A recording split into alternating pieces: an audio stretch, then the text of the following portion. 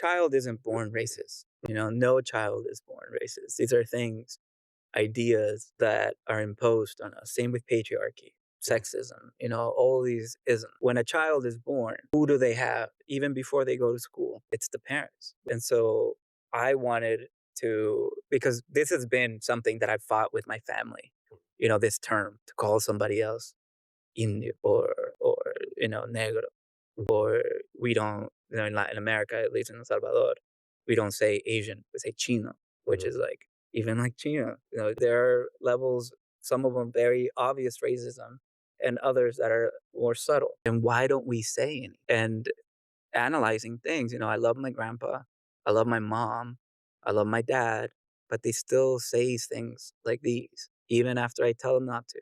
And she wasn't expecting that she's 12% Black. That was a big shock for my mom. And so, in a way, this is not an advertisement for 23andMe, but for my pseudo racist mom to view that she's actually 65% Native, 12% Black, and the rest, very slim part, white, was a shock. And I have seen a change in how she thinks of this term and how she thinks of who she is. And so, what is Mexicanness? What is Salvadoranness? What is Americanness? These are all constructs, these are all ideas.